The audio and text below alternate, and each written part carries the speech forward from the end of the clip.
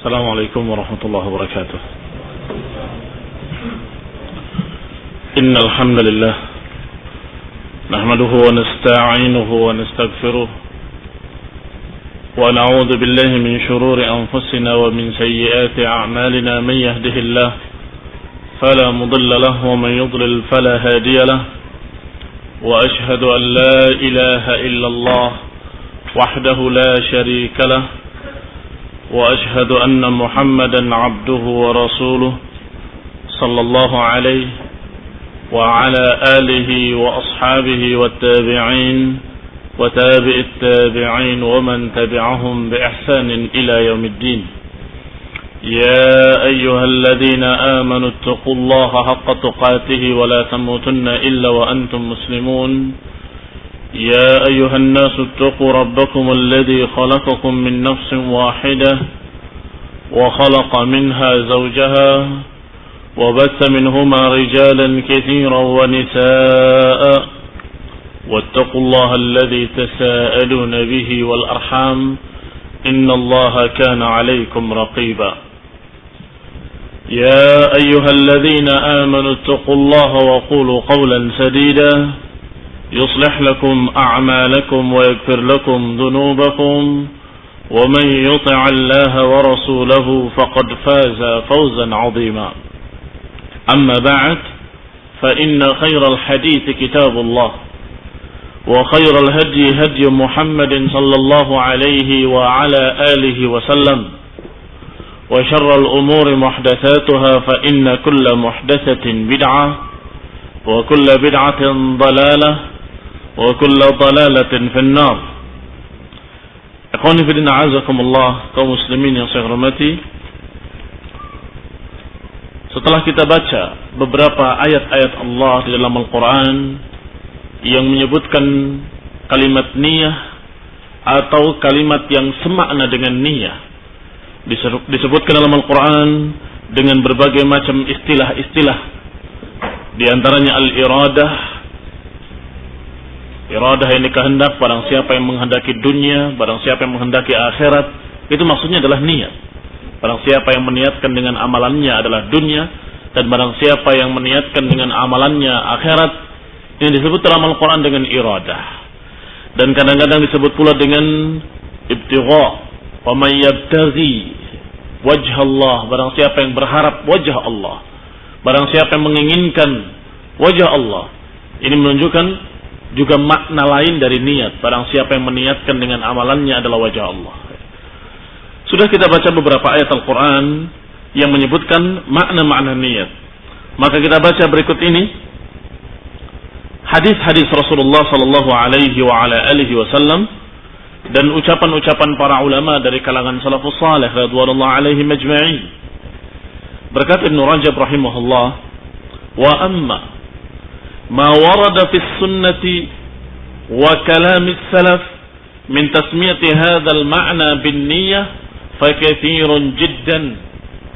Adapun apa yang diriwayatkan di dalam sunnah-sunnah, di dalam ucapan-ucapan para salafus salih dari penamaan niyyah atau penyebutan kalimat niat, itu sangat banyak sekali.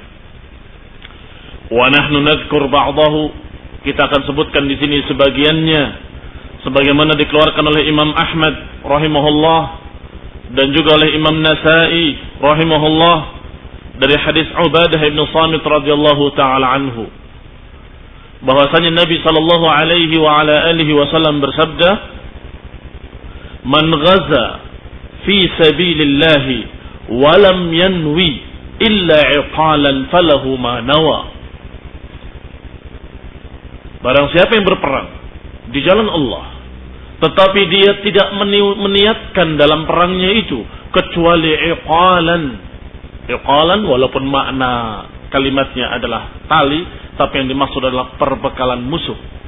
Karena barang siapa yang membunuh satu bunuhan, ini barang siapa yang qatala lahu qatil fi sabilillah, maka dia mendapatkan semua apa yang ada pada orang itu dari perbekalannya. Ini adalah aturan dalam peperangan, dalam masalah ghanimah, dalam masalah pampasan perang. Barang siapa yang membunuh seseorang kafir, maka senjata orang kafir itu dan perbekalannya dan semua yang bisa dimanfaatkan dari orang itu bagi si pembunuhnya, milik orang yang berhasil membunuhnya.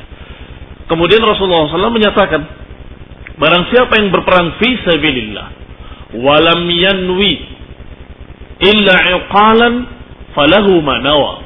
Barang siapa yang berperang fi sabilillah, di jalan Allah, tetapi dia tidak meniatkan kecuali rampasan perangnya itu, kecuali apa yang akan dia dapatkan nanti dari orang yang dia bunuh, maka falahu ma nawa, maka dia akan mendapatkan apa yang dia niatkan. Sangat rugi seorang yang berperang fisabilillah, bersabung nyawa, tetapi niatnya sangat rendah, hanya ingin mendapatkan keuntungan duniawiyah, yaitu pampasan perang. Ini rugi. Dikatakan falahu ma nawa, maka dia akan mendapatkan apa yang diniatkannya saja. Dia tidak mendapatkan di sisi Allah pahala yang besar. Ikhwan fillah azakumullah.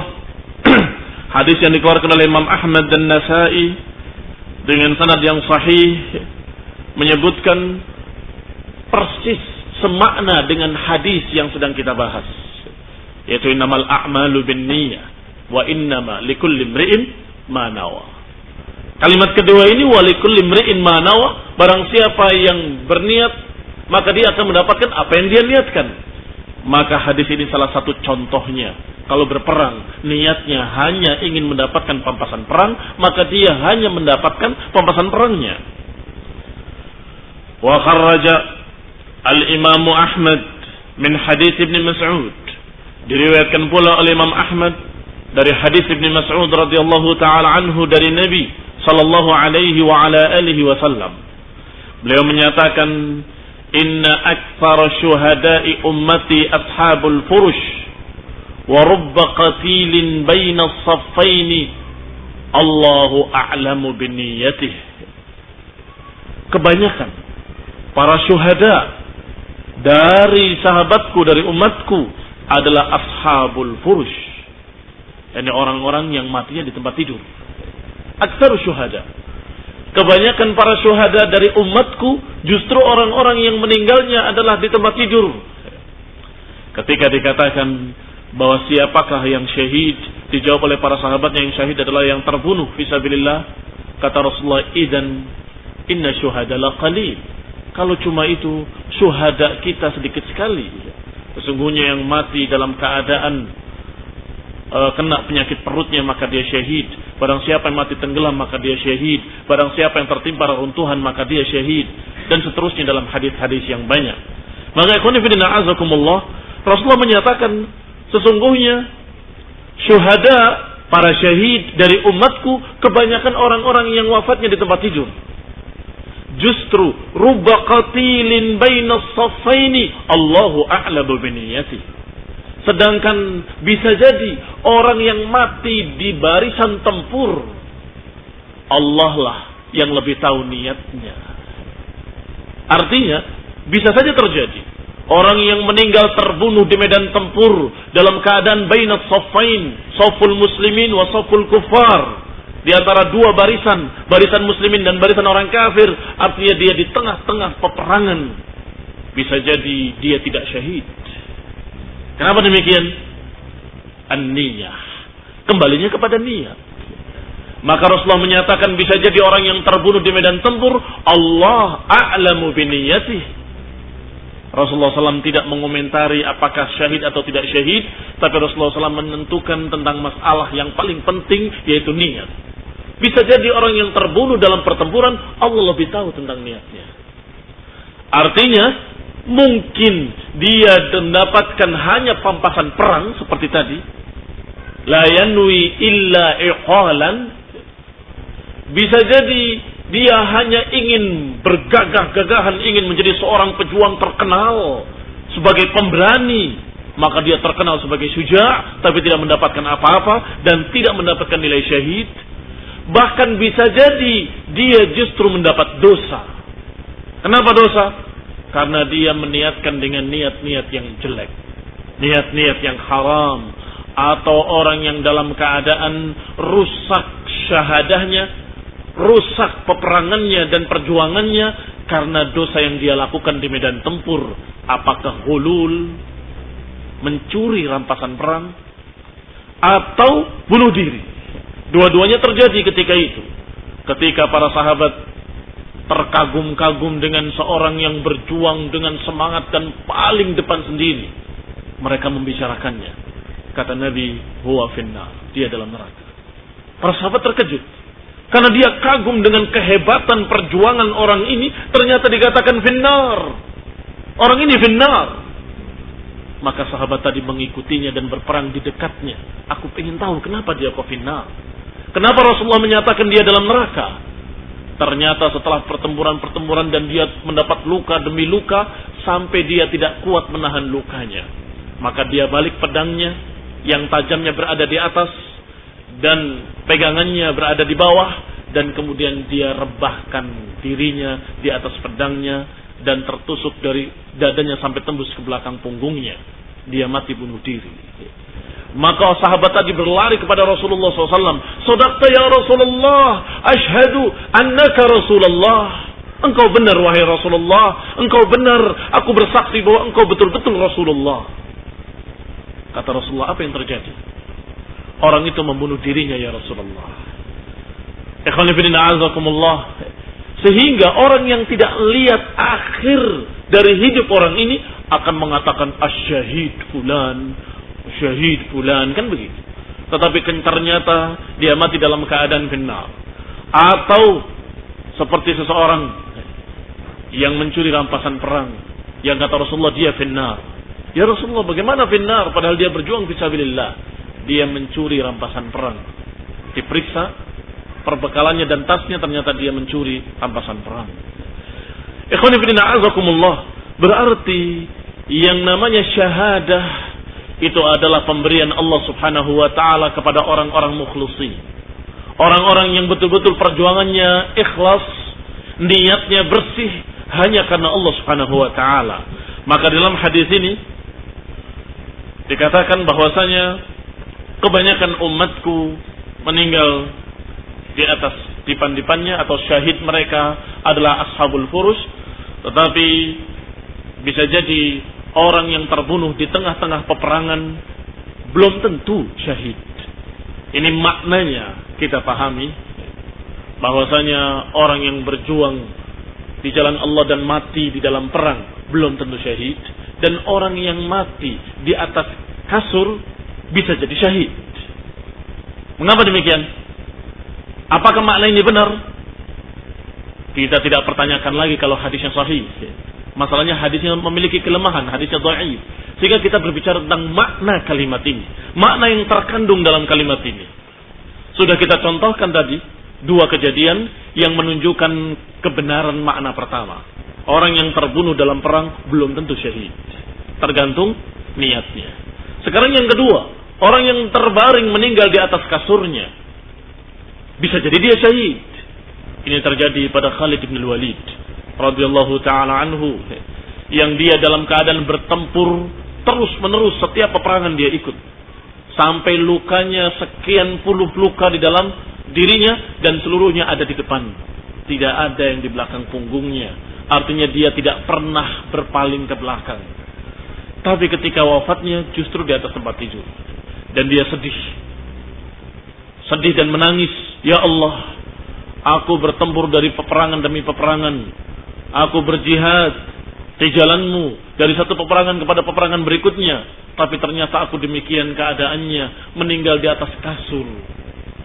Maka dikasih kabar gembira oleh para sahabat yang lain tentang orang yang berniat.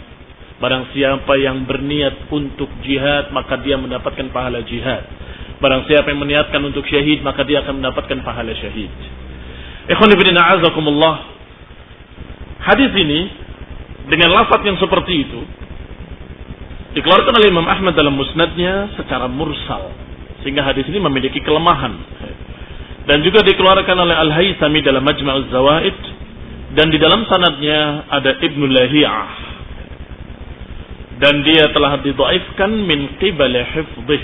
Dan lebih tepatnya Ibnu Lahiyah bukan hanya lemah hafalannya, tapi dia adalah mukhtalat fi akhir hayatih. Dia tercampur hafalannya. Dan Syekh Al-Albani memasukkan hadis ini dalam silsilah Al-Ahadits Ad-Dha'ifah. Hadis berikutnya yang menyebutkan masalah niat adalah apa yang dikeluarkan oleh Ibnu Majah dari hadis Jabir dari Nabi sallallahu alaihi wa ala alihi wasallam. Beliau bersabda, "Yuhsyarun nas ala niyatihim," bahwa manusia akan dibangkitkan sesuai dengan niat-niat mereka. Hadis sahihun bi syawahidihi, hadis sahih dengan pendukung-pendukungnya yang dikeluarkan oleh Ibnu Majah dan lain-lainnya, dan Syekh Al-Albani mensahihkan hadis ini dan masukkannya ke dalam silsilah Al-Ahadits Shahihah. Apa maknanya yasyarun nas ala niyatihim? Dibangkitkan manusia sesuai dengan niatnya. Maknanya adalah bahwa kadang-kadang manusia Allah matikan secara bersamaan dalam satu kejadian. Apakah dengan satu musibah, satu kota habis tenggelam dalam bumi, atau satu desa Allah tenggelamkan semuanya dalam lautan. Ini dalam keadaan kejadiannya sama dan mati bersama-sama. Tapi apakah nilai mereka sama di sisi Allah? Tidak. Dimatikan bersama-sama, tetapi yuhsyaru ala niyatihim. Dibangkitkan sesuai dengan niatnya masing-masing. Walaupun terkena bencana yang sama, tetapi nilainya di sisi Allah berbeda-beda. Ini makna hadis yuhsyarun nas ala niyatihim. Hadis lain, yaitu hadis dari Abu Hurairah radhiyallahu taala anhu dari Nabi sallallahu alaihi wa ala alihi wasallam, "Innama yub'atsun nas ala niyatihim." Sesungguhnya manusia akan dibangkitkan sesuai dengan niat-niat mereka. Ini pun hadis yang semakna dengan yang tadi dikeluarkan oleh Ibnu Majah dan disahihkan oleh Syekh Al-Albani, bahwasanya manusia akan dibangkitkan sesuai dengan keadaan niat-niat mereka. Dikeluarkan pula oleh Ibnu Abi Dunya dari hadis Umar dari Nabi sallallahu alaihi wa ala alihi wasallam, dia menyatakan, "Innama yub'atsul muqtatiluna ala niyatihim." Sesungguhnya akan dibangkitkan orang-orang yang terbunuh dalam berperang sesuai dengan niat-niat mereka. Hadis yang ini dikatakan lemah, dhaif, dikeluarkan oleh Abu Ya'la di dalam Musnadul Kabir sebagaimana disebutkan dalam Majma' Az-Zawaid. Di dalam sanadnya ada Amr ibn Shammar. Kadzabahu ghairu wahid. Rawi ini dituduh berdusta oleh sekian banyak orang para ulama ahli hadis. Wattuhima bil wad', bahkan tertuduh sebagai wadda', pemalsu hadis. Maka hadis ini lemah. Cukup dengan hadis yang tadi dari Abu Hurairah radhiyallahu taala anhu dan hadis yang sebelumnya dari Jabir bin Abdullah radhiyallahu taala anhuma, bahwasanya manusia akan dibangkitkan sesuai dengan niat-niat mereka, walaupun meninggalnya bersamaan dalam kejadian yang sama, tenggelam dalam satu kapal atau tenggelam dalam satu bencana yang sama, tetapi dibangkitkannya dalam keadaan berbeda-beda sesuai dengan niatnya masing-masing. Wa fi sahih Muslim, dan di dalam sahih Muslim dari Ummu Salamah dari Nabi sallallahu alaihi wa ala alihi wasallam, dia menyatakan, "Ya'udhu 'a'idun bil bait fayab'ath ilayhi ba'thun fa idza kanu bi bayda min al-ard khusifa bihim." Ya'udhu 'a'idun bil bait, seseorang berlindung di Ka'bah, di Baitillahil Haram. Fayab'ath ilayhi ba'th, maka diutuslah pasukan ke sana. Fa idza kanu bi baida, maka pasukan tempur tadi yang datang untuk menghancurkan Ka'bah berada di satu lembah. Ketika mereka sampai di satu lembah, khusifa bihim, Allah tenggelamkan mereka seluruhnya dalam bumi. Faqultu ya Rasulullah, fa kaifa biman kana karihan? Ini Allah tenggelamkan pasukan tersebut seluruhnya dalam bumi, dan tentunya musibahnya bersama-sama, semua orang yang ada di situ terkena musibah itu. Maka seorang bertanya, ya Rasulullah, fa kaifa biman kana karihan?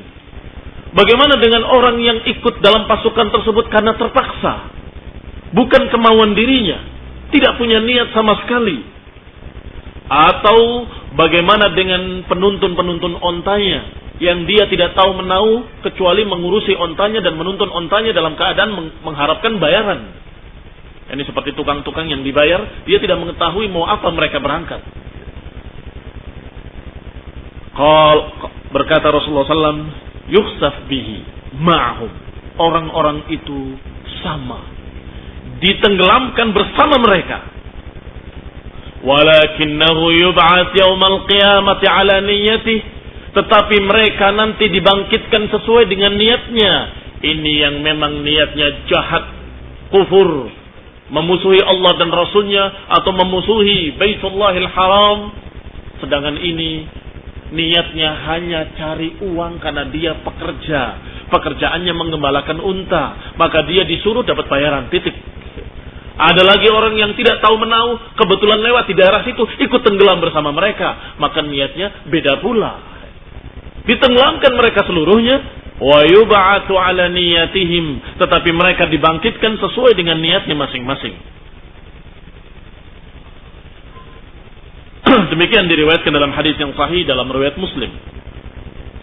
Wa fihi aidan 'an Aisyah, dan ada pula riwayat-riwayat lain dari Aisyah radhiyallahu taala anha, dari Nabi sallallahu alaihi wa ala alihi wasallam, yang semakna dengan hadis ini.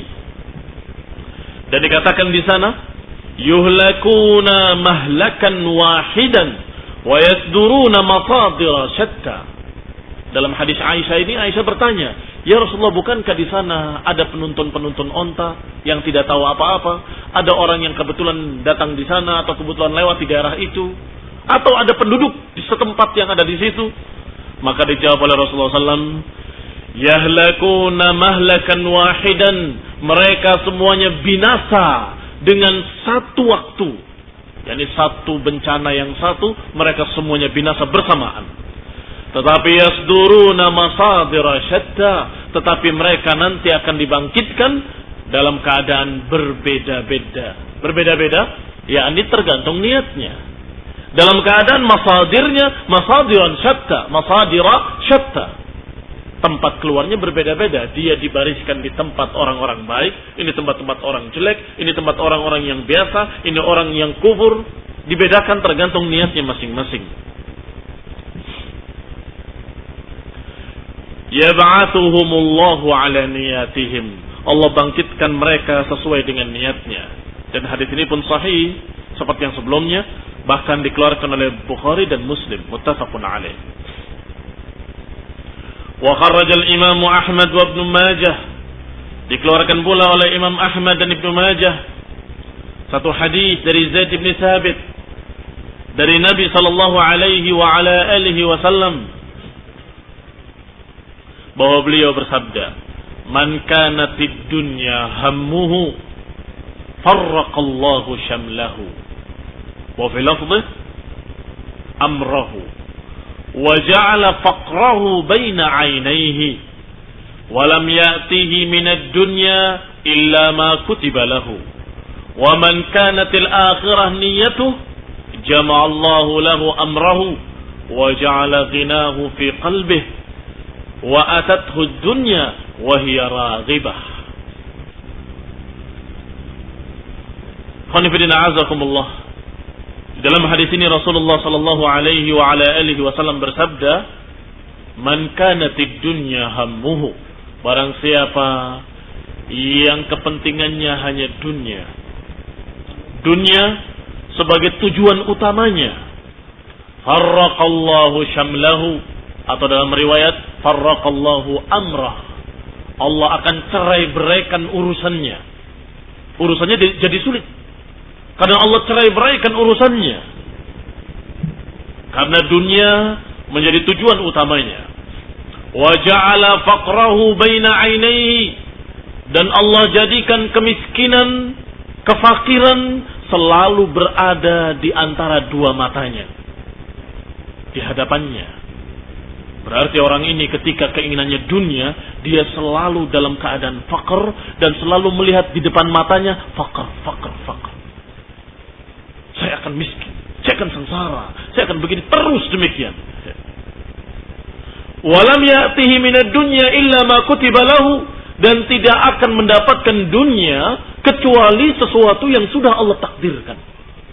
Yani walaupun hidupnya seluruhnya untuk dunia, walaupun hammuhu, kepentingannya hanya dunia, otaknya dipakai untuk memikirkan dunia, tangannya dipakai untuk menghasilkan dunia, kakinya dipakai berjalan untuk yang menguntungkan duniawiyah, dan seluruh anggota badannya dipakai untuk mencari dunia, dan seluruh urusannya mementingkan dunia. Apakah dia akan mendapatkan lebih dari apa yang ditakdirkan oleh Allah? Tidak. Dia tidak akan mendapatkan kecuali apa yang sudah ditulis. Dia tidak akan mendapatkan kecuali ma kutiba lahu. Ikhwan fillah azakumullah, perhatikan yang pertama ini, yang hammuhu dunya. Rasulullah SAW menyebutkan kalimat niat dengan bahasa hammuhu. Barang siapa kepentingannya hanya dunia, berbuat ini karena dunia, berbuat itu karena dunia, berbuat seperti ini, berjalan ke sana, berjalan ke kemari karena niat dunia. Orang yang seperti ini urusannya justru dipersulit oleh Allah Subhanahu wa taala. Allah akan cerai-beraikan urusannya. Allah akan jadikan urusannya berantakan. Dan Allah akan jadikan di depan matanya kemiskinan di hadapan matanya. Dan Allah tidak akan berikan kepada dia dunia kecuali apa yang sudah ditakdirkan. Sebaliknya, wa man kanat al-akhirah niyatuhu, sedangkan orang yang akhirat sebagai niatnya, amalannya untuk akhirat, ikhlas karena akhirat. Bahkan ketika dia mencari sesuatu, keuntungan duniawiyah untuk memberikan sesuap nasi untuk istri dan anak-anaknya, juga karena akhirat, karena Allah Subhanahu wa taala.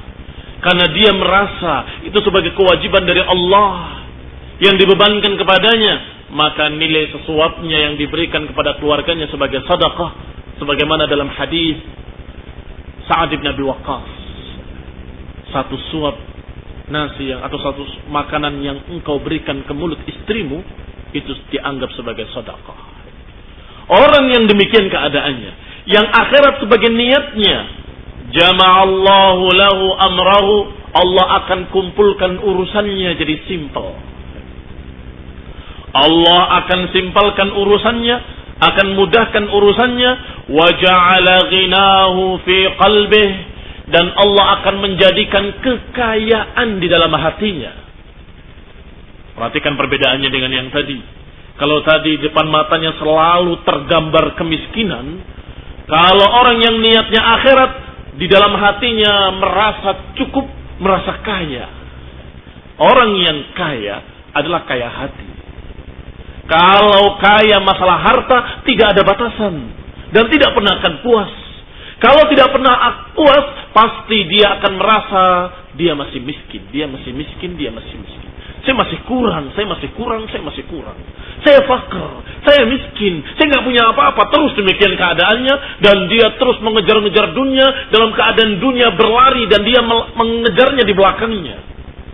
Na'udzubillah, gambarannya sangat jelek. Digambarkan pula sebagai dunia itu adalah jifah wa talibuha kilab. Kalau keadaannya seperti itu, dunia itu bangkai, dan orang yang mengejar-ngejar bangkainya adalah seperti kilab, seperti anjing yang mengejar-ngejar bangkai. Ikhwani fillah azakumullah, sebaliknya, orang yang harapannya akhirat, dunia yang mengejar dia. Demikian kelanjutan hadisnya, wa atathud dunya wa hiya raghibah, dunia mendatangi dia dalam keadaan dia tidak butuh. Saya sudah cukup, saya sudah cukup. Onda ini ada tambahan demikian, sudah, saya sudah cukup. Subhanallah. Orang yang niatnya akhirat, dia merasa kaya, merasa cukup hatinya, dan dia dalam keadaan merasa dirinya sudah serba cukup sehingga dia bersyukur pada Allah Subhanahu wa taala, dan dunia tetap mengejar dia. Sedangkan orang yang niat hidupnya hanya untuk dunia, dunia dan dunia, justru sebaliknya, Dunia dalam keadaan lari dan dia mengejarnya, dan dia tidak mendapatkan kecuali yang sudah ditakdirkan. Nggak nambah. Kamu kalau niatnya akhirat, duitnya sedikit. Kalau niatnya dunia, duitnya banyak. Begitu. Nggak mesti. Tidak mesti. Banyak apa sedikitnya tergantung apa yang sudah dicatat oleh Allah fi lauhil mahfuz.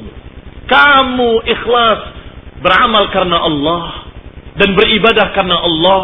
Dan kamu beramal karena Allah. Inna salati wa nusuki wa mahyaya wa mamati lillahi rabbil alamin. Allah akan berikan rizki sesuai dengan yang Allah takdirkan. Padahal dia sudah mengikrarkan hidupnya, matinya. Dikatakan lillahi ta'ala, untuk Allah. Hidupnya, matinya untuk Allah. Salatnya, ibadahnya untuk Allah. Tetap mendapatkan sekian. Sebaliknya orang yang sampai meninggalkan akhirat, meninggalkan agamanya, meninggalkan hukum-hukum Islam, meninggalkan berbagai macam ibadah, kewajiban-kewajibannya terlalaikan, apalagi yang sunnah-sunnah, karena kejar dunia. Ternyata dia tidak mendapatkan kecuali dengan apa yang sudah Allah takdirkan pula. Sama. Maka ikhwan fillah azakumullah, berarti orang ini adalah orang yang paling rugi kehidupannya di dunia. Orang yang dalam keadaan menyia-nyiakan waktunya di dunia, yang semestinya dia bisa mempersiapkan dunia ini untuk akhirat. Yang semestinya dia bisa memanfaatkan hidupnya di dunia untuk perbekalan nanti di akhirat kelak. Di dalam hadis ini juga disebut tentang makna niat. Berarti ketika kita berbicara masalah niat dalam Al-Quran dengan sekian lafaz-lafaznya, ternyata dalam hadis pun disebutkan sekian makna niat. Barang siapa yang niat hidupnya adalah dunia, dia hanya mendapatkan sekedar dunianya dan dia selalu dalam keadaan kurang.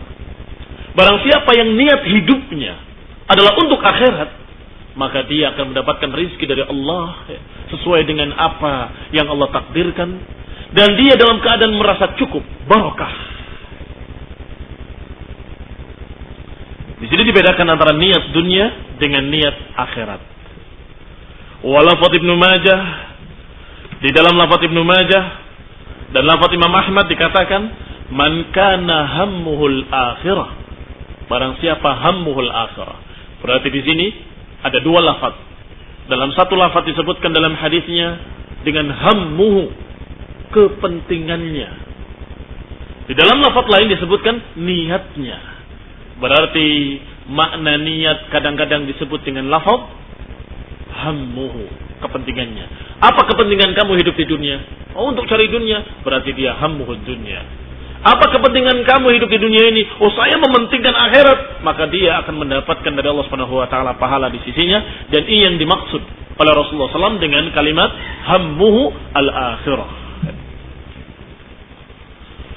Wa kharraja Ibn Abi Dunya, dikeluarkan pula oleh Ibn Abi Dunya dengan lafaz man kanat niyatuhu dunya wa man kanat niyatuhu al-akhirah. Barang siapa niatnya adalah dunia dan barang siapa niatnya adalah akhirat.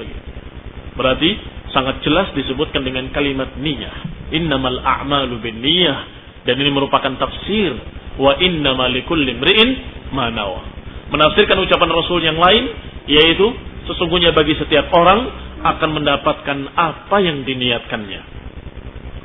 Wa fi sahihain, di dalam dua kitab sahih dari Sa'ad ibn Abi Waqqas, dari Nabi sallallahu alaihi wa ala alihi wasallam, dia menyatakan, innaka lan tunfiq nafaqatan tabtaghi biha wajha Allah illa utibta 'alaiha. Ini hadis Sa'ad bin Abi Waqqas yang tadi kita sudah singgung. Hatta luqmah taj'alaha fi imra'atik. Rasulullah bersabda kepada Sa'ad bin Abi Waqqas ketika dia sakit. Dan kebetulan sakitnya di Makkah, dan dia merasa akan wafat. Dan para sahabat radhiyallahu alaihim majma'in, kalau dia sudah hijrah ke Madinah, dia enggan untuk kembali ke Makkah atau meninggal di Makkah. Maka saat sedih, ya Rasulullah, bagaimana aku ini? Aku sudah hijrah dalam keadaan sudah niat karena Allah, tetapi ternyata aku sakit di sini dan akan meninggal di sini. maka ya Rasulullah aku akan berikan semua hartaku untuk sedekah. Karena aku tidak memiliki ahli waris kecuali seorang anak perempuan. Kata Rasulullah, jangan. Jangan engkau tinggalkan keturunanmu dalam keadaan papa, yatakaffafunan nas, meminta-minta pada manusia. Kamu tinggalkan keturunanmu dalam keadaan cukup, itu lebih baik daripada kamu meninggalkan keturunanmu dalam keadaan faqr, yatakaffafunan nas. Kalau begitu aku akan infakkan setengahnya wahai Rasulullah. Jangan. Tidak boleh juga. Kalau begitu sepertiganya wahai Rasulullah. As-sulus wa thulutsu katsir. Iya, sepertiganya boleh. Tetapi sepertiga pun sudah banyak. Berarti bolehnya memberikan sedekah dari harta yang bakal diwariskan itu tidak boleh lebih dari sepertiga. Memberikan wasiat untuk menjadikannya sebagai sedekah, kalau saya meninggal harta itu sedekah, tidak boleh lebih dari sepertiga dengan hadis yang sahih ini yang dikeluarkan oleh Bukhari dan Muslim. As-thuluts wa thulutsu katsir. Sepertiga dan sepertiga itu sudah banyak.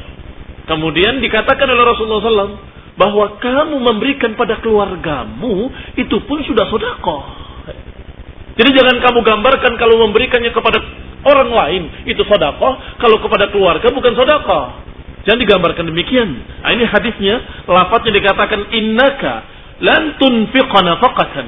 Sesungguhnya engkau tidak memberikan nafkah yang ikhlas karena mengharapkan wajah Allah, kecuali engkau akan mendapatkan pahala di sisi Allah Subhanahu wa taala. Hatta luqmah taj'aluha fi imra'atik, hingga satu suap makanan yang engkau berikan ke mulut istrimu, itu pun sudah dianggap sedekah dan mendapatkan pahala di sisi Allah.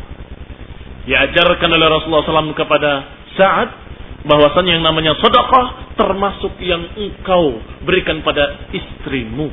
Al-luqmah, yakni suapan. Suapan yang engkau berikan kepada istrimu. Apa syaratnya? Suapan yang diberikan kepada keluarganya menjadi sedekah dan mendapatkan pahala? Syaratnya an-niyah, niat. Niatkan bahwa itu sebagai sedekah, sebagai nafkah. Niatkan itu sebagai amalan karena Allah Subhanahu wa taala. Karena dalam hadis ini dikatakan tabtaghi biha wajhallah. Berarti di sini juga pembahasannya pembahasan niat, tetapi dengan kalimat ibtigha. Tabtaghi biha wajhallah. Kalau engkau memberikan pada keluargamu karena Allah, maka itu dicatat sebagai sedekah. Dicatat sebagai sesuatu yang akan mendapatkan pahala di sisi Allah Subhanahu wa taala. Diriwayatkan pula dari hadis lain dari Ibnu Abi Dunya dengan sanad yang munqati' dari Umar. Dia menyatakan, la amala liman la niyata lahu wa la ajra liman la hasbata lahu.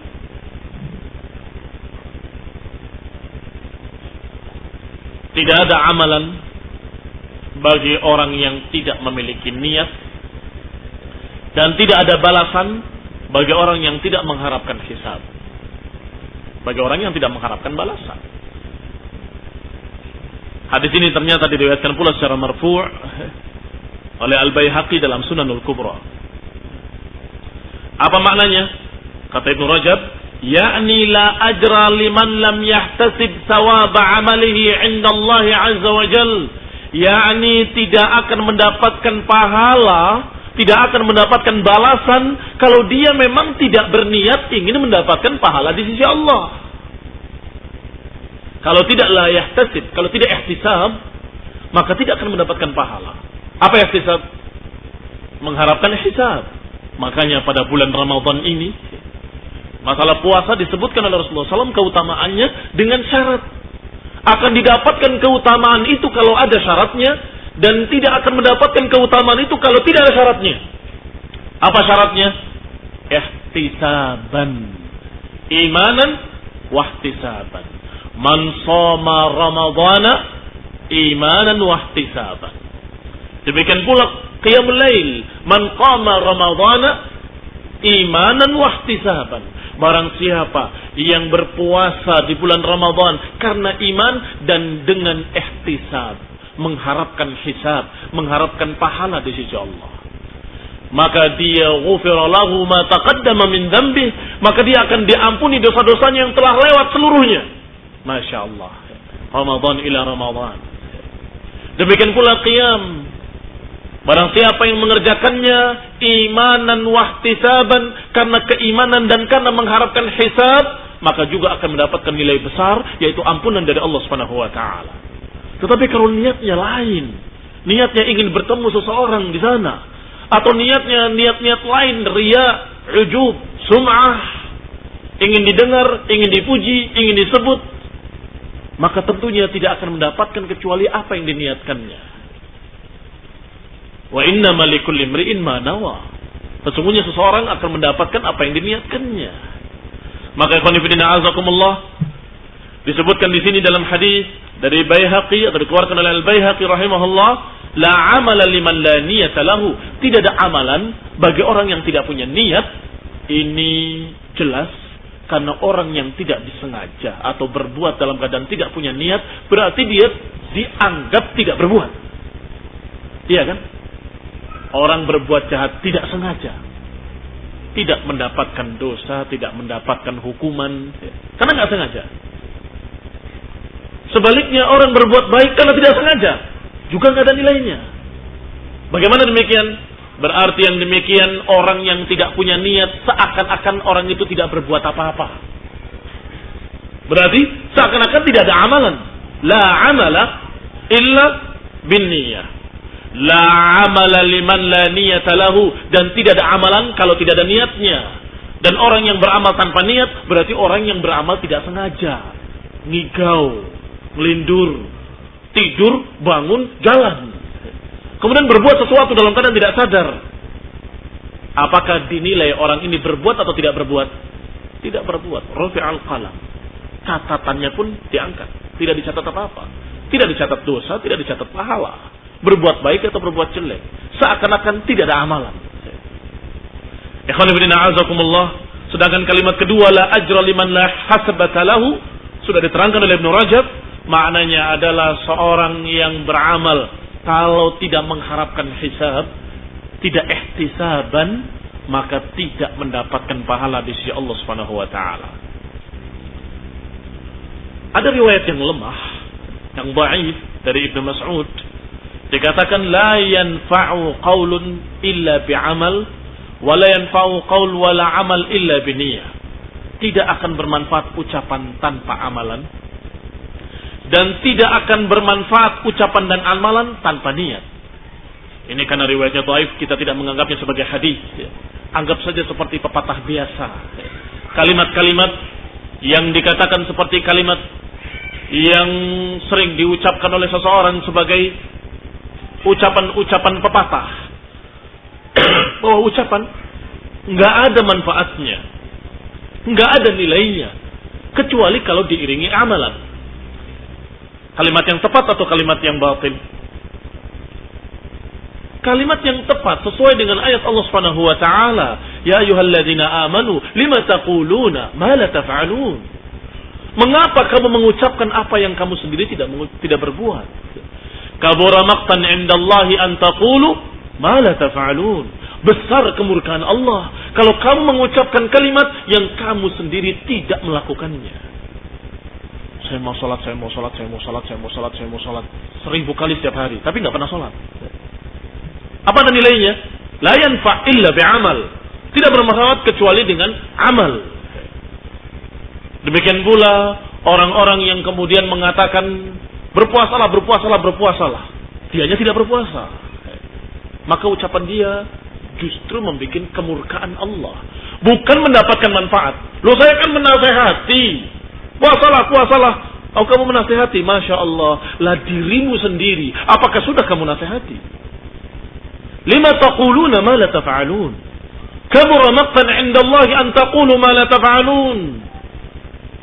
Jangan kalian mengucapkan apa yang kamu sendiri tidak berbuat, dan sungguh besar kemurkaan Allah terhadap orang-orang yang mengucapkan dengan mulutnya sedangkan dirinya tidak melakukannya. Ikhwan fillah azakumullah, berarti ucapan tanpa amalan tidak ada nilainya. Makanya al-iman qaulun wa amal. Atau lebih rincinya qaulun wa amal wa niyah. Kenapa saya katakan lebih rinci? Karena niat walaupun tidak disebut, maka para ulama memaksudkan dengan qaulun wa amal adalah qaulun bil lisan wa qaulun bil qalb. Amalannya amalun bil arkan wa amalun bil qalb. Ucapannya ucapan lisan dan ucapan hati, perbuatannya perbuatan anggota badan dan perbuatan hati. Berarti tetap niat di dalam hati termasuk kadang-kadang disebut ucapan dan amalan. Kalau nyebutnya hanya dua, qaulun wa amal. Seperti para ulama menyatakan iman qaulun wa amal. Iman itu qaulun wa amal. Maka harus dipahami yang dimaksud di dalamnya termasuk amalan hati dan ucapan hati alias niat. Atau kalau dirincikan biasanya mereka menyebutkan tiga. Qaulun bil lisan, wa amalun bil arkan, wa i'tiqadun bil janan. Apa itu? Ucapan dengan lisan, perbuatan dengan anggota badan, dan keyakinan di dalam hati. Ini iman. Karena ucapan tanpa amalan berarti dia tidak membuktikannya dengan amalan. Dan kalau berucap dan berbuat tapi nggak punya niat, nggak punya akidah, keyakinan, maka tentunya tidak bermanfaat pula. Wala yanfa' qaulun wala amalun illa binniyah. Ucapan tanpa perbuatan tidak ada nilainya. Sekarang ucapan dan perbuatan tanpa niat. Bagaimana contohnya? Ucapannya benar, amalannya juga benar. Kamu niatnya untuk apa ini? Sekedar untuk mengelabui mereka supaya saya dikira seorang muslim. Ucapannya asyhadu an la ilaha illallah wa asyhadu anna muhammadar rasulullah. Amalannya ikut puasa bareng, ikut salat bareng. Walaupun idza qamu ila salati qamu qusala, tetapi berbuat. Tetapi niat di dalam hati kosong. Blank, enggak ada apa-apanya, kosong. Apa nilainya di sisi Allah? La syai'. Enggak ada nilainya sedikit pun, bahkan digolongkan kepada munafiqin. Dan innal munafiqin fid darkil asfali minan nar. Di kerak yang paling bawah dalam neraka. Padahal ada ucapan, ada perbuatan. Tapi ternyata fid darkil asfali minan nar. Kenapa? Tidak ada niat. Demikian ikhwan fillah a'azakumullah. Disebutkan di dalam ucapan seperti itu. Wala yanfa' qaulun wa 'amal wa niyyah illa bima wafaqa sunnah. Kalimat tadi masih ada kelanjutannya. Setelah mengatakan ucapan tanpa perbuatan tidak ada nilainya. Ucapan dan perbuatan tanpa niat enggak ada nilainya pula. Dan ucapan, perbuatan dan niat tetapi tanpa kecocokan dengan sunnah juga enggak ada nilainya pula. Subhanallah. Kalimatnya bagus. Tapi ini tidak bisa dikatakan hadis karena riwayatnya sangat dhaif. Atau riwayatnya dikatakan lemah. Ikhwan fillah a'azakumullah. Kenapa dikatakan ucapan, perbuatan dan niat pun bisa tidak bermanfaat kalau tidak ada kecocokan dengan sunnah? Naam. Kalau dia niatkan saya ingin beribadah ini karena Allah. Kemudian dibuktikan. Kalau gitu saya akan buktikan dengan amalannya. Dia kerjakan dengan amalannya. Berarti lisannya sudah ikrar. Hatinya sudah niat ikhlas untuk Allah. Amalannya dia kerjakan. Ternyata yang dia kerjakan bukan sunnah Nabi. Yang dia kerjakan adalah bikinan sendiri, ngarang sendiri. Seperti apa yang dilakukan oleh aliran-aliran sesat. Yang berupaya untuk membuat sholat gaya baru. Macam-macam gaya baru itu. Ada yang tidak pakai sujud ke depan tapi ke kiri dan ke kanan seperti senam. Subhanallah. Subhanallah. Kanan ke kiri, ke kanan ke kiri. Bagaimana nilainya? Dia niatnya karena Allah. Dia punya niat. Lisannya juga mengikrarkan. Dan amalannya juga dikerjakan amalannya. Tetapi tidak sesuai dengan sunnah. Maka itu pun tertolak. Karena diriwayatkan dalam hadis yang sahih, man 'amila 'amalan laisa 'alaihi amruna fahuwa raddun. Barang siapa yang beramal dengan satu amalan yang tidak ada perintahku kata Nabi, maka dia tertolak. Dan hadis ini dalam sahih, itu sahih. Ikhwan fillah a'azakumullah. Berarti kalimat tadi seperti kalimat emas yang disebut-sebut oleh para ulama, yaitu ucapan tanpa perbuatan tidak dinilainya, atau ucapan tanpa perbuatan tidak bernilai. Ucapan dan perbuatan tanpa niat tidak bernilai. Dan ucapan perbuatan dengan niat pula, tapi tanpa kecocokan dengan sunnah juga tidak bernilai. Berarti harus diiringi ikrarnya di lisan, diiringi dengan amal. Dan ikrarnya di lisan yang diiringi dengan amal harus diniatkan dalam hatinya, ikhlas karena Allah SWT. Dan yang keempat, harus mencocoki sunnah dari ajaran Rasulullah sallallahu alaihi wa ala alihi wasallam. Wallahu ta'ala a'lam. Nasallahu taufiq wal afiyah. Subhanakallahumma wa bihamdik asyhadu an la ilaha illa anta astaghfiruka wa atubu ilaik. Assalamualaikum warahmatullahi wabarakatuh.